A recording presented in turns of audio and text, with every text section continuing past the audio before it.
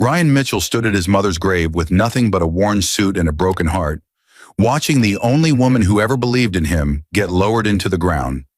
But what he didn't know was that his wife, Jessica, was already packing her bags to divorce him and marry his best friend Tyler 3 days after the funeral. Ryan, a struggling bookstore owner who'd spent his last decade caring for his dying mom while his marriage crumbled, believed he'd lost everything when his wife divorced him and handed him papers with Tyler's signature as her lawyer, completely unaware that his mom had secretly built a $300 million empire and left every single dollar to the son she raised alone. Jessica married Tyler in a courthouse ceremony 2 weeks later, flashing her new ring around town while Ryan grieved in their old apartment. But neither his ex-wife nor his former best friend knew about the inheritance letter waiting in a lawyer's office downtown. What happens when a man who lost everything discovers he's worth $300 million and the wife who abandoned him at his lowest comes crawling back? What did Ryan do when he inherited $300 million that would shock his ex-wife so completely she'd question every choice she ever made? And why would a betrayal so deep, a divorce so cold, and a best friend's ultimate deception lead to a revenge so calculated it would leave everyone speechless? Ryan Mitchell's hands trembled as he held the cheap coffee in the fluorescent-lit waiting room of Patterson and Associates law firm. The letter had arrived yesterday, formal and urgent, requesting his presence for matters concerning the estate of Margaret Rose Mitchell. He'd almost thrown it away. His mother had died 3 weeks ago with nothing but medical bills and memories, and he'd buried her with money scraped together from maxing out his last credit card. The divorce papers sat in his messenger bag, signed and finalized yesterday. Jessica, his wife of 8 years, ex-wife now, the woman who'd promised to stand by him through everything, had waited exactly 72 hours after his mother's funeral to tell him she was leaving. Not just leaving, she was marrying Tyler Brooks, his best friend since college, the successful real estate developer who'd sat beside Ryan at the funeral and squeezed his shoulder while whispering condolences. Ryan remembered that moment with crystal clarity now. Tyler's hand on his shoulder, heavy with false sympathy. Jessica standing on Tyler's other side, her eyes dry, her hand already bare of the modest wedding ring Ryan had saved 6 months to buy. She'd removed it. At his mother's funeral, she'd already removed it. "Mr. Mitchell?" A woman in her 50s appeared, professional and kind-eyed. "I'm Dorothy Patterson. Please come with me." The office smelled like leather and old books, reminding Ryan painfully of his own struggling bookstore, the one Jessica had called "your little hobby" during their last fight. Dorothy gestured to a chair across from her massive desk and opened a file that seemed impossibly thick. "I understand this is a difficult time," Dorothy began, studying his face with an expression he couldn't read. "Your mother was a remarkable woman, Ryan. She was also one of my most meticulous clients for the past 30 years. Ryan blinked. "Client? My mom worked as a nurse. She could barely afford—" "Your mother," Dorothy interrupted gently, "was a brilliant investor and entrepreneur. She started with nothing, built everything in secret, and protected you from that world deliberately." The room tilted slightly. Ryan gripped the armrests. Dorothy slid a document across the desk. "Your mother's estate is valued at $307 million. You are the sole beneficiary. Everything, the investment portfolio, the commercial properties, the technology patents she acquired, the venture capital holdings, all of it transfers to you, effective immediately." The words made no sense. Ryan stared at the numbers, at his mother's signature. At the date, she'd updated this will 6 months before her death, when she could barely hold a pen. "This can't be real," he whispered. Dorothy opened another folder. "Your mother started investing in the early 80s with $500. She had an extraordinary talent for identifying emerging markets and undervalued companies. She bought property in Brooklyn before it gentrified, invested in tech startups before Silicon Valley became Silicon Valley, acquired patents for medical devices that became industry standard. She lived modestly, reinvested everything, and never touched the principal." "Why didn't she tell me?" Ryan's voice cracked. "She wanted you to build your own life, make your own choices without the weight or temptation of wealth. She left you a letter." Dorothy handed him an envelope, his mother's handwriting across the front. Ryan's hands shook as he opened it. His mother's voice echoed through every word. My dearest Ryan, if you're reading this, I'm gone, and you're probably confused and angry. I kept this secret because I needed to know you'd become the man I raised you to be without money influencing your path. You chose compassion over profit when you opened that bookstore. You chose love when you married Jessica. You chose sacrifice when you cared for me these last years instead of chasing success. Now I need you to choose wisdom. Money reveals character. It doesn't create it. The people in your life will show you who they really are now. Some will love you for what you have. Some will regret how they treated you when you had nothing. Don't let bitterness poison the good heart you've always had. Build something meaningful. Help people who are struggling like we did. And remember, you were never poor. You always had enough love to be rich in the ways that matter. I'm so proud of you. All my love, Mom. Ryan read it 3 times, tears streaming down his face. Dorothy sat quietly, letting him grieve. Finally, he looked up. What happens now? Now we begin the transfer process. I'll need you to make some decisions about asset management. But first, she hesitated. Has anyone else been informed about this inheritance? No, I just got your letter yesterday. Dorothy nodded slowly. I asked because your mother included specific instructions about discretion. She was very concerned about people who might suddenly take interest in you once your financial status changed. Ryan thought of Jessica, of Tyler, of the divorce papers finalized yesterday with Jessica already wearing Tyler's engagement ring to the lawyer's office. I understand, he said quietly. I'd like to keep this private for now. Dorothy smiled. Your mother predicted you'd say that. She also left detailed recommendations about handling what she called fair weather relationships. She was remarkably perceptive about human nature. Ryan left the office 3 hours later with new bank accounts, a financial advisor team, and a completely different life. He walked through the city in a daze, past the bookstore he'd have to close next month because he couldn't make rent, past the apartment he'd already moved out of, past Tyler's real estate office with its gleaming windows and photos of luxury properties. His phone buzzed. Jessica, can we talk? I feel like we ended badly. Tyler and I want to stay friends with you. Ryan stared at the message. 3 weeks ago, this would have destroyed him. The casual cruelty of it, the audacity. Now with his mother's letter fresh in his mind and $300 million in his future, he felt something unexpected. Not rage, not even satisfaction, clarity. He remembered everything now with new eyes. Jessica's gradual withdrawal over the past 2 years, always coinciding with Tyler's rising success. The way she'd started comparing Ryan's bookstore to Tyler's properties. Ryan's old car to Tyler's Mercedes. Ryan's devotion to his dying mother to Tyler's freedom to travel whenever he wanted. The lunches she'd had with Tyler that she'd called networking.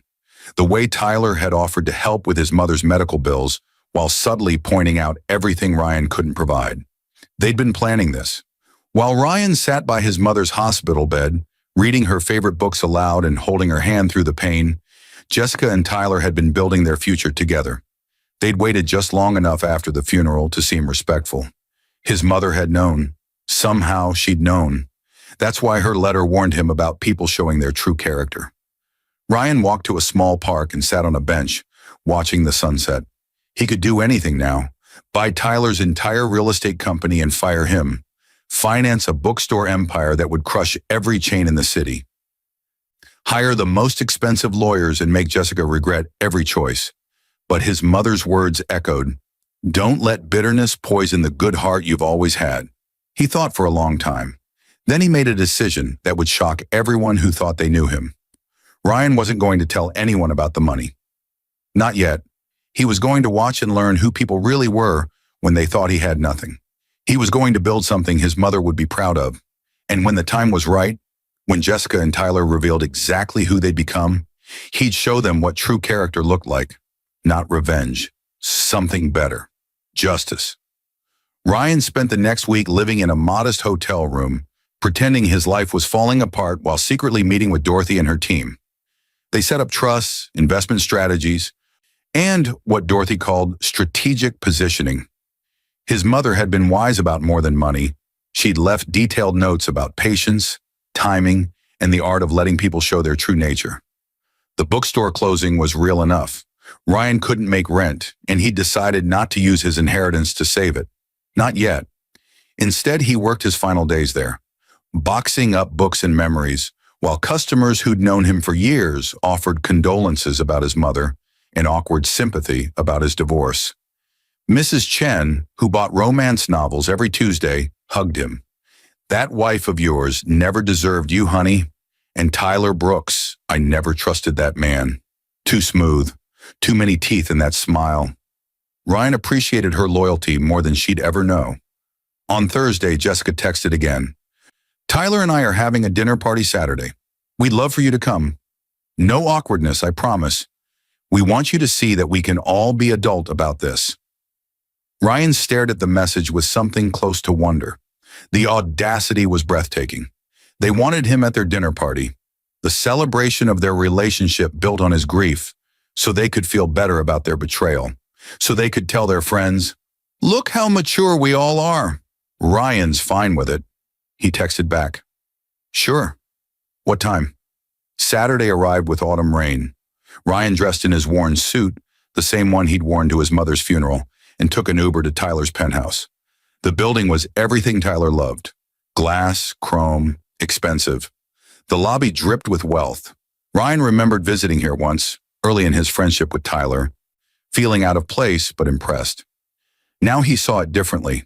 This was Tyler's armor, his proof of worth measured in square footage and views. The elevator opened to Tyler's floor. Music drifted from the open penthouse door. Jazz, sophisticated, the kind Tyler claimed to love, but never actually listened to. Ryan walked in. "Ryan!" Tyler appeared immediately, all teeth and practiced enthusiasm. He wore a cashmere sweater that probably cost more than Ryan's monthly bookstore rent used to be. "Man, so glad you came. Takes a big person to do this." Ryan shook his hand, noting how Tyler's grip was just slightly too firm, establishing dominance. "Wouldn't miss it." Jessica emerged from the kitchen, stunning in a dress Ryan had never seen. She'd lost weight. Her hair was different. She looked like money now, like she'd always wanted to look. "Ryan." She kissed his cheek, a gesture so familiar and foreign it made his stomach turn. "Thank you for coming. I know this is weird, but I really think we can all move forward positively." "Absolutely," Ryan said, his voice steady. "You both look happy." And they did. That was the thing that struck him most. Jessica glowed with satisfaction, and Tyler radiated triumph. They'd won. They had each other. They had money. They had this life. And Ryan, poor, grieving, divorced Ryan, was here to validate their choices by accepting his defeat gracefully. Other guests arrived, real estate developers, investment bankers, people who measured success in portfolios and property. Tyler introduced Ryan as "my oldest friend," with a hand on his shoulder, that same heavy hand from the funeral. Jessica played the gracious hostess, occasionally touching Tyler's arm with ownership. Ryan watched it all with the detachment of someone studying a play. He sipped cheap wine. Tyler had expensive bottles but served guests the middle shelf stuff, and listened to conversations about market trends and vacation homes. Nobody asked about his mother. Nobody asked about the bookstore. He was furniture, a prop in Tyler and Jessica's narrative of enlightened post-divorce friendship. Then Marcus Freeman arrived, Tyler's biggest investor, a man worth billions who'd made his fortune in tech. Ryan had met him once, years ago, at another of Tyler's parties. "Tyler," Marcus boomed, "hell of a place you've got here. Must be doing well with those Brooklyn developments." Tyler's smile was pure smugness. "Can't complain. We're expanding into Queens next year. Actually, I wanted to talk to you about a partnership opportunity." "Always hustling," Marcus laughed. "That's what I like about you, Brooks. You know how to spot opportunity." His eyes landed on Ryan. "Don't I know you?" "Ryan Mitchell," Ryan said, shaking his hand. "We met a few years back." "Mitchell?" Marcus's eyes sharpened with recognition. "Wait, Margaret Mitchell was your mother?" The room went quiet. Tyler and Jessica both turned, confused. "Yes," Ryan said simply. Marcus's entire demeanor changed. I heard about her passing. I'm so sorry. Your mother was extraordinary. She invested in my first startup back in '94 when nobody else would touch it. Gave me $100,000 and told me to build something that mattered. Changed my life. Ryan felt something crack in his chest. She never mentioned that. She wouldn't. Margaret didn't invest for recognition. She invested in people she believed in. Marcus studied Ryan with new intensity. Are you in business? Investment? I own a bookstore. Well, I did. It's closing. A bookstore? Marcus smiled, not mockingly, but with genuine interest. Margaret told me once that she loved bookstores because they were places where people invested in ideas, not just profits. What kind of bookstore? Small, independent, focused on local authors, community events, reading programs for kids. Ryan felt Tyler's stare burning into him, but kept his eyes on Marcus. That's beautiful. That's exactly the kind of thing Margaret would love. Marcus pulled out his phone. Give me your number. I'd like to talk more. I'm actually looking to invest in community-focused ventures. Bookstores, local businesses, things that build culture instead of just extracting profit. Tyler materialized at Ryan's elbow. Marcus, you don't need to. Ryan's going through a tough time right now. Divorce, financial troubles. I'm sure he's not really in a position to. I'm asking Ryan, not you, Marcus said coolly. And something in his tone made Tyler step back. Ryan gave Marcus his number. They talked for 20 minutes about books, community, Margaret's philosophy of meaningful investment. The party continued around them, but Ryan felt the shift. Tyler kept glancing over, his smile strained. Jessica hovered nearby, listening with an expression Ryan couldn't quite read. When Marcus left, he shook Ryan's hand warmly. I'll call you this week. Your mother saw something in me when I had nothing. I'd like to pay that forward. After he left, Tyler poured himself a heavy drink. That was random. Marcus usually doesn't give anyone that much attention. He knew my mom, Ryan said simply. Jessica touched Ryan's arm. I didn't know your mother was connected to people like Marcus Freeman. She knew a lot of people. She was a nurse for 40 years. She met everyone. But the seed was planted. Ryan could see it in Jessica's eyes in the way Tyler reassessed him. They were wondering, not about money yet, they couldn't imagine that, but about connections, opportunities, things they dismissed as irrelevant. Ryan left early, thanking them for their hospitality. As he walked out, he heard Tyler's voice, lower now, talking to Jessica. Did you know his mother knew Marcus Freeman? That could have been useful before we... The door closed on the rest. Monday morning, Marcus Freeman called. They met at a coffee shop in Brooklyn, far from Tyler's world of glass and chrome. I looked into your bookstore, Marcus said, sliding a folder across the table. Mitchell's Books. Good reviews, strong community presence, solid programming. Why is it closing? Can't make rent. The building owner is selling to developers. Tyler Brooks's company? Yes, actually. Marcus nodded slowly. Your mother taught me that the best investments aren't about maximum profit. They're about maximum impact. She said profit follows purpose, not the other way around. I've made billions following that philosophy. He opened the folder. Here's what I see. A successful community bookstore being crushed by predatory real estate practices so someone can build luxury condos nobody needs. Your mother would call that extractive capitalism. She hated it. What are you suggesting? I'm suggesting we buy the building. We keep your bookstore, add community spaces, maybe a small cafe. We make it a model for sustainable local business. Not maximum profit, meaningful profit. Profit that serves the community. Ryan studied Marcus carefully. Why would you do this? Because your mother invested in me when I needed it, and she taught me that wealth is responsibility. Also, Marcus smiled slightly, because Tyler Brooks represents everything I dislike about modern real estate. Extractive, soulless, community-destroying. Your mother told me once that she worried about people like him, people who measure worth in possessions rather than contributions. She said that? She said a lot of things. She was remarkably perceptive about character. Marcus leaned back. So, are you interested? Ryan thought about his mother's letter, about building something meaningful, about not letting bitterness poison his heart, but still standing up for what mattered. Yes, he said, but on one condition, we do this right. Fair wages, sustainable practices, genuine community involvement. Not just a vanity project. Marcus extended his hand. Your mother would be proud. The purchase happened quickly. Marcus Freeman's lawyers moved faster than Tyler's could react. The building that housed Mitchell's books was sold to Freeman Capital before Tyler even knew it was happening. The deal included protections for existing tenants and strict requirements about maintaining community-focused businesses. Tyler called Ryan, his voice tight. Did you know Marcus Freeman was buying that building? He mentioned he was interested in community preservation. Community preservation. Tyler laughed bitterly. That's prime development property. We were going to...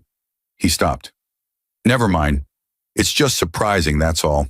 Marcus usually doesn't get involved in small-scale stuff. Maybe he's changing his focus, Ryan said, and let the silence stretch.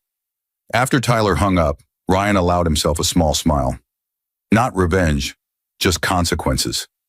The bookstore reopened with funding for renovation. Marcus insisted they do it right. Better shelving, comfortable reading areas, a small performance space for local authors and musicians. He invested $2 million in what he called community infrastructure. Word spread. Local papers covered the story. Billionaire Marcus Freeman saves beloved bookstore, defies development trend. They interviewed Ryan, who talked about his mother's love of reading, her belief in community, her quiet generosity. He never mentioned the inheritance, never mentioned his mother's investments or wealth. Jessica saw the article. She texted, "Saw the news about the bookstore. That's amazing. Marcus Freeman is incredible. You must be so excited." Ryan didn't respond. 2 days later, she texted again. "Can we have coffee? I feel like we left things badly between us. I'd love to catch up properly." He deleted the message. Tyler called. "Hey man, I'm sorry about how I acted about the building. That was petty. Marcus investing in your store is great. Really great. Listen, I'd love to take you out, celebrate properly, and I wanted to run something by you. If you've got Marcus Freeman's ear, maybe we could all talk about some partnership opportunities. Your bookstore could be a model. I've got ideas about community-focused developments that..." "I'll think about it," Ryan said, and hung up. He met with Dorothy that afternoon. "They're circling," he said. "Your mother predicted this. She called it the sudden value recognition phase. People who ignored you or betrayed you suddenly see potential utility, not because you've changed, but because their perception of what you can offer has changed." What did she recommend? Dorothy pulled out another letter, this one thicker. She wrote separate guidance for different scenarios. This one is labeled "When the Vultures Notice." Ryan opened it. His mother's handwriting, still strong despite being written during her illness. "Ryan, if people who hurt you are suddenly interested in friendship again, remember, they're not seeing you. They're seeing opportunity. Don't be cruel, but don't be a fool either. Test them. Give them chances to show genuine remorse or continued self-interest. Their choices will reveal everything. But here's the important part. Don't lose yourself in games. Don't become the kind of person who uses wealth as a weapon. Use it as a mirror. Let it reflect people's true nature back at them. Then decide who deserves a place in your future. And remember, some people won't change. Jessica chose comfort over love. Tyler chose opportunity over friendship. Those are character revelations, not temporary mistakes. Believe them." Ryan folded the letter carefully. "She really did know everything." "She was dying for 2 years," Dorothy said quietly. "She had time to think about what mattered and what didn't. She used that time to protect you from every pitfall she could imagine. What do I do now? You live your life, build your bookstore, help your community, and when Jessica and Tyler show you who they really are, because they will, you'll know exactly how to respond." 3 months passed. The bookstore thrived. Ryan hired staff, built programs, created spaces for the community to gather. He lived simply, still in his modest hotel room, still driving his old car, still wearing his worn suits. To everyone in his neighborhood, he was just Ryan Mitchell, the guy who'd saved the bookstore with Marcus Freeman's help. But word was spreading in certain circles. Marcus Freeman had introduced Ryan to other investors, other philanthropists. They'd heard about Margaret Mitchell's legendary instincts, her quiet empire, her son who'd inherited her values, if not, as they assumed, her fortune. Tyler heard the rumors. He called Ryan weekly now, suggesting dinners, partnerships, opportunities. Ryan accepted one dinner. They met at an expensive restaurant, Tyler's treat. "I've been thinking," Tyler said, cutting into his steak. "You and Marcus have something special. Real community connection. I've got capital and development expertise. What if we partnered? We could do genuine community-focused development. Not the extractive stuff. Real sustainable growth." Ryan sipped his water. "Why the change in philosophy?" "I'm realizing there's more to success than profit margins. Jessica has been pointing it out too. She always said you had the right values, even when we—" He stopped, regrouped. "Even when things were difficult." "Jessica said that?" "She feels terrible about how things ended. She said so many times. The timing was awful, right after your mom's funeral. We weren't thinking clearly. We were caught up in our own stuff and didn't consider your feelings." Ryan set down his glass carefully. "You were caught up in your own stuff." "Yes, exactly." Tyler leaned forward. "Listen, I know I screwed up. I know the way things happened wasn't right. But I've known you since college, man. That matters. And now we have a chance to do something meaningful together. Something your mom would have been proud of." The invocation of his mother made Ryan's jaw tighten. Don't what?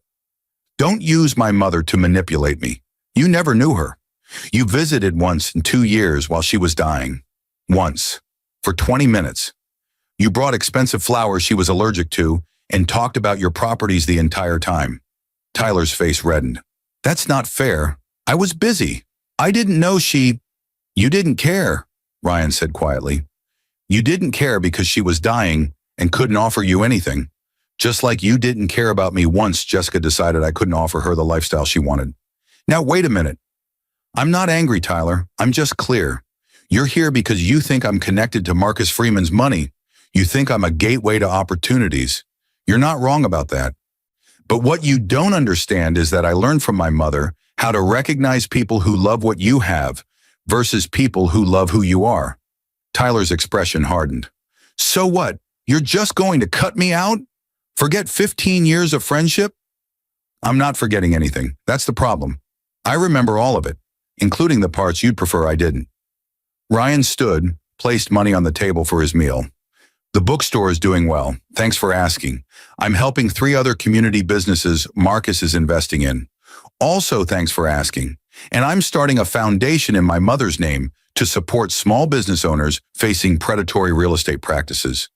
Really appreciate your concern about all that." He walked out. Tyler didn't follow. Jessica called the next day. Her voice was tight, controlled. "Tyler said you basically accused him of using you. That's not fair, Ryan. He genuinely cares about you. Is that why you're calling? To defend Tyler?" "Silence, then.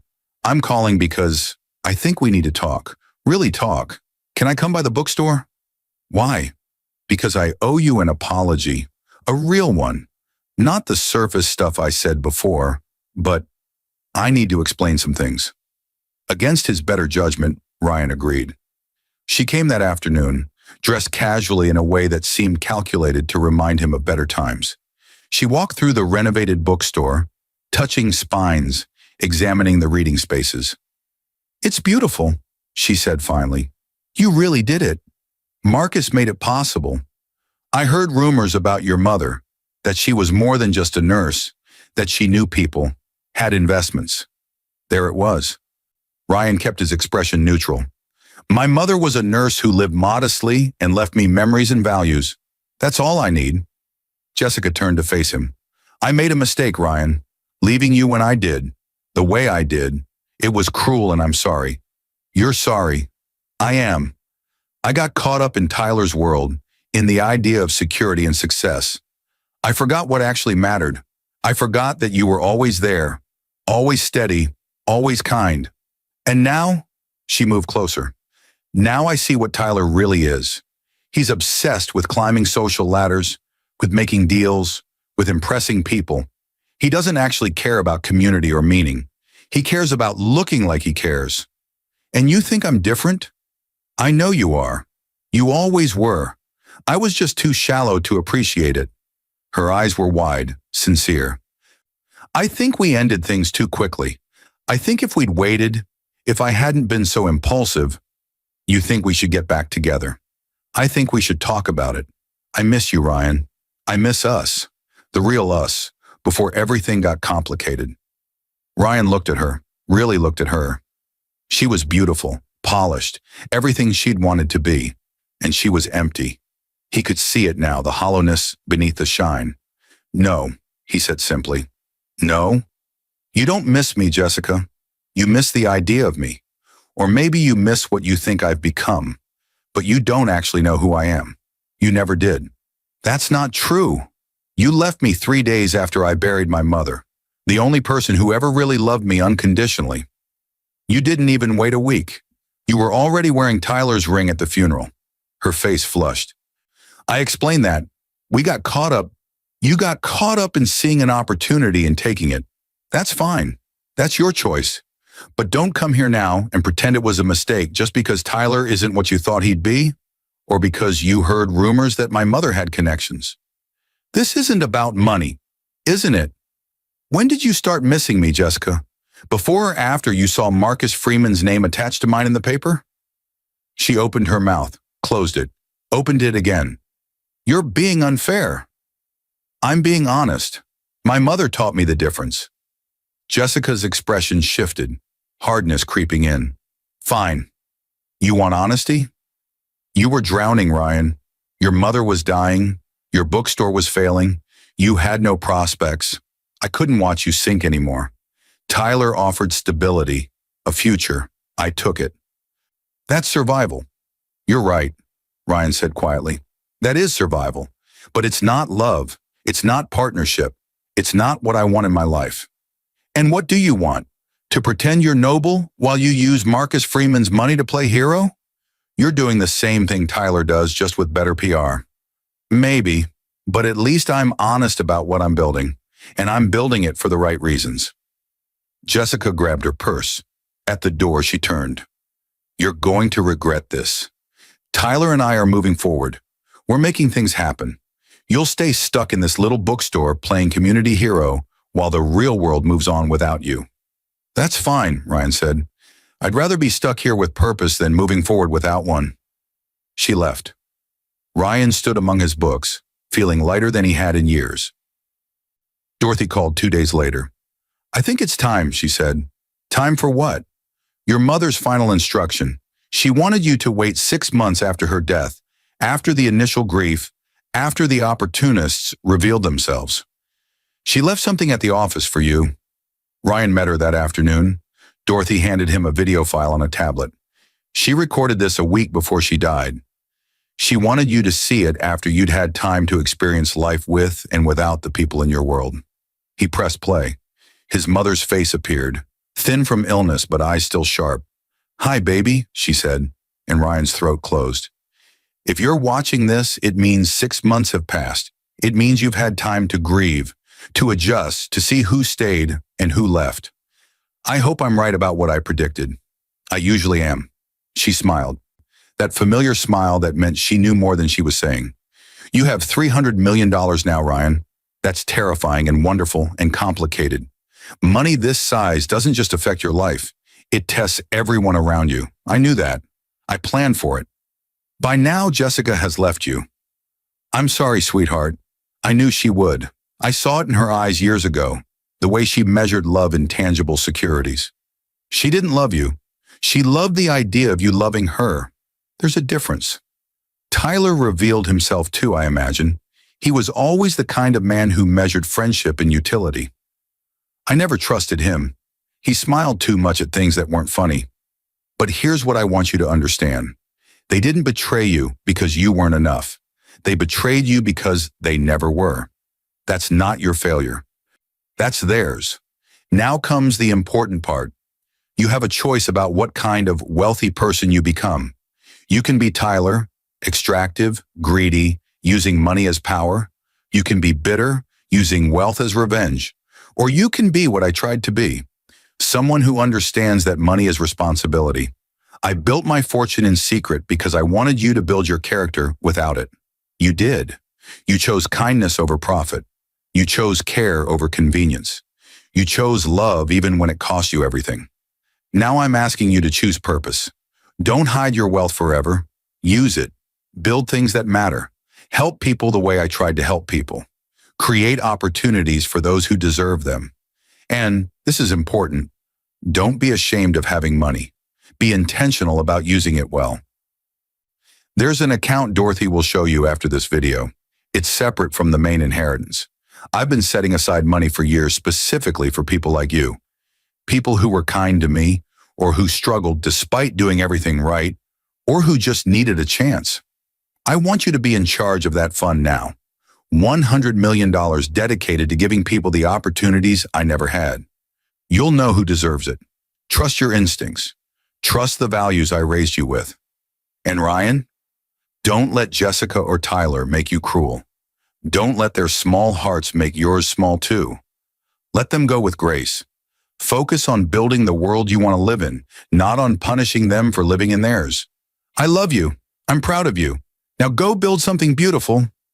The video ended. Ryan sat in silence, tears streaming down his face. Dorothy handed him tissues. The Margaret Mitchell Foundation. She set it up 5 years ago. You're the chairman now. $100 million in capital, with instructions to grow it through careful investment while distributing grants annually. She planned everything. She planned to protect you and prepare you. There's one more thing. Dorothy handed him another envelope.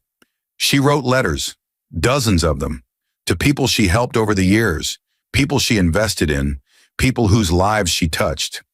She wanted them delivered after her death, each one explaining what she did and why, and introducing you as someone who might continue her work. Why? Because she wanted you to have a network of people who understood what she built and why. People who knew her values. Marcus Freeman was the first, but there are others. CEOs, artists, teachers, activists, people she quietly supported who built meaningful things with her help. Ryan opened the envelope. Inside were 50 names, addresses, stories. His mother's careful handwriting described each person, what they'd overcome, what they'd built, why they mattered. She wanted me to know I wasn't alone. She wanted you to know you're part of something larger than yourself, a legacy of meaningful investment, strategic generosity, and purpose-driven wealth. She spent 30 years building this network. Now it's yours. Ryan spent the next 3 months reaching out to the people on his mother's list. Each conversation was revelation. A tech CEO who'd started with Margaret's investment in his dorm room, a teacher who'd founded a school for underserved kids with her grant, an artist whose gallery existed because Margaret believed in beauty, a nonprofit director whose organization fought food insecurity because Margaret understood hunger. They all knew his mother. They all grieved her. They all wanted to honor her by supporting him. Marcus Freeman organized a gathering, not a party, but a memorial and planning session. 50 people gathered in a community center in Brooklyn, the kind of space Margaret would have loved. They shared stories, memories, and then they talked about the future. Margaret taught me that wealth without purpose is hoarding, Marcus said. She taught me that the point of having money isn't to have more, it's to do more. She lived that philosophy every day. Now we have Ryan, who learned those values firsthand. I propose we formalize our network. We share resources. We coordinate investments. We amplify each other's impact. We build what Margaret started. Everyone agreed. They formed the Margaret Mitchell Network, a coalition of values-driven investors and entrepreneurs committed to purposeful wealth. Ryan became the coordinator, the inheritor not just of his mother's money, but of her mission. News spread. The Wall Street Journal ran a feature, The Secret Billionaire, Margaret Mitchell's Quiet Revolution in Responsible Wealth. The article detailed her strategy, her values, her incredible financial success achieved without exploitation or extraction. Ryan was interviewed, careful to honor his mother's privacy while sharing her philosophy. Tyler called. Ryan let it go to voicemail. Jessica sent a long email, apologizing again, explaining how she'd made mistakes, how she'd grown, how she'd love to reconnect. Ryan deleted it without responding. He ran into them 3 weeks later at a charity gala. The Margaret Mitchell Network was donating $5 million to community development programs. Ryan was there representing the foundation, dressed well now, not flashy but polished, confident, comfortable. Jessica saw him first. Her face went white. Tyler turned, his expression cycling through confusion, recognition, and something like horror. Ryan nodded politely. Jessica, Tyler. Ryan. Jessica's voice was thin. I didn't know you'd be here. I'm with the Margaret Mitchell Foundation. We're donors. Tyler's jaw worked. Your mother's foundation? My mother built it. I run it now. The pieces were clicking together for them. The rumors, the connections. Marcus Freeman. The Wall Street Journal article they'd obviously read. The money that had been there all along. Hidden. Waiting. You inherited, Tyler started. I inherited my mother's values and her life's work. Yes. Jessica touched her throat, her new diamond necklace catching light. You let us think. I didn't let you think anything. You thought what you wanted to think. You saw what you wanted to see. Neither of you ever asked about my mother's life, her work, what mattered to her. You were too busy measuring success in ways she taught me didn't matter. That's not fair, Tyler said, his voice rising. You deliberately hid. I deliberately lived my life. You deliberately showed me who you were when you thought I had nothing. Thank you for that. It was clarifying. Marcus Freeman appeared at Ryan's elbow. Ryan, they're ready for the announcement. Coming. Ryan turned back to Jessica and Tyler one last time. My mother taught me that character is what you do when nobody's watching and nobody will know. You both showed me your character perfectly. I hope you build the life you wanted together. I really do. I just won't be part of it. He walked away. Behind him, he heard Jessica's sharp intake of breath, Tyler's muttered curse. He didn't look back. On stage, Ryan announced $5 million in grants to 12 community organizations. He talked about his mother's vision, her values, her belief that wealth was responsibility. He introduced the Margaret Mitchell Network and its mission to transform how wealth worked in society. The applause was thunderous. Afterward, during the reception, a young woman approached him. She looked nervous, maybe 25, dressed in second-hand professional clothes. Mr. Mitchell, I'm Sarah Chen. I run a nonprofit literacy program in the Bronx. We serve immigrant families. Your mother donated to us for 5 years. She never met me, never visited, never asked for recognition. She just believed in what we were doing. When she died, I cried for a week. She changed my life and the lives of thousands of kids. Ryan felt his chest tighten. Thank you for telling me that. I wanted you to know what you're doing, continuing her work, it matters. She saw people others ignored. She invested in hope when it was cheaper to invest in cynicism. That's rare. That's precious. They talked for an hour. Sarah told him about her programs, her dreams, the obstacles she faced. Ryan listened, really listened, the way his mother had taught him. When she left, Dorothy appeared. Your mother would be so proud. I hope so. I know so. You chose grace over revenge, purpose over bitterness, building over destroying. That's who she raised you to be.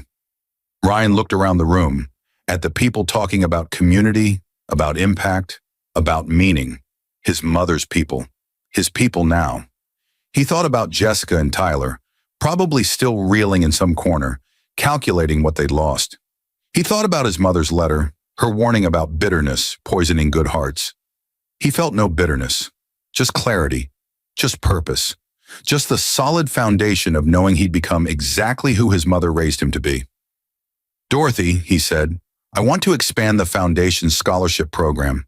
I want to focus on people caring for sick relatives, people who sacrifice career advancement for family. People like I was. Your mother allocated funding for exactly that. She called it the Caretaker Fund. $10 million for people who choose love over ambition. Of course she did. Of course she'd thought of everything. Ryan smiled. Then let's get started. Across the room, Tyler and Jessica left early, their exit quiet and unnoticed. Ryan saw them go and felt nothing but peace. They'd shown him who they were. He'd shown them who he'd become, and he'd built something his mother would be proud of. That's all that mattered.